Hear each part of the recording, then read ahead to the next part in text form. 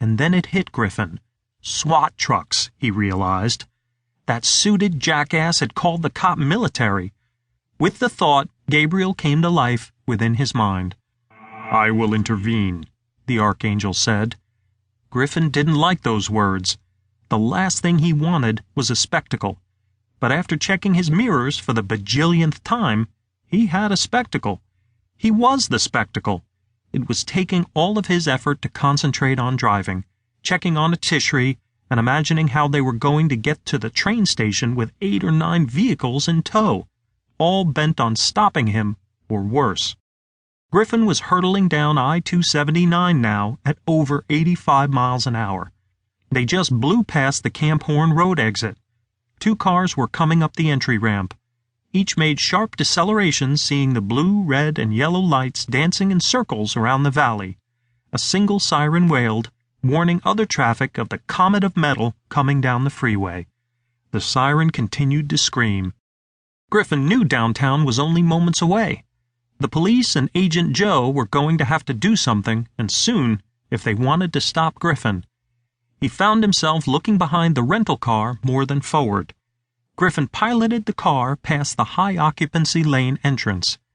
His attention swung forward now as the freeway began a sweeping downhill left.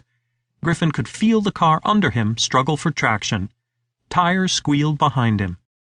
With an explosive glow of blue-white light, Gabriel ripped himself from Griffin's body, flying backwards over the back seats and out the rear glass. The action made Griffin gasp. Part of his control of the car was Gabriel's, and suddenly he found himself 100% at the wheel. The rental swerved to miss a slower car. Their car chase was meeting morning traffic. A Tishri spun as Gabriel had shot from the car. Griffin saw her mouth was wide open, but couldn't make sense of the sound coming from her. He couldn't afford to check his mirrors. Traffic was coming too fast now, and he had to recall the exit closest to the train station.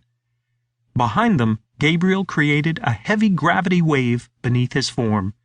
Spreading his wings, the field grew wide, covering half of the lanes to either side. Gabriel flew low as the first patrol car was under his wings in a flash of swift motion. The force and speed of Gabriel and the trailing gravity wave crushed the patrol car like a giant rolling pin. The headlights and grille blew out with a shower of glass and metal. The hood wrapped around the engine, ripping all mechanical extensions from the motor block. The alternator bounced off the pavement and shot into the air. The force met the passenger compartment and crushed the roof around the headrests of the seats. The officers inside were pulverized from the waist up. Their blood, and worse, exploded left and right before the roof was friction welded to the doors. The tires made concussive reports. When the bare metals of the wheels and underside of the car hit the asphalt, an arc of sparks shot across the freeway. Gabriel never slowed. He crushed the next police cruiser and the next. The crushed patrol cars crunched into the concrete Jersey barrier as highly compressed slabs of mixed metals. The remaining police cars impacted the pavement in the same way. The drivers had a few seconds to react, but their forward speed was too high and the gravity wave too wide. Pancaked metal crashed into concrete barrier on either side of the freeway. 2 flipped over. Heaps of steel were dancing across the southbound lanes.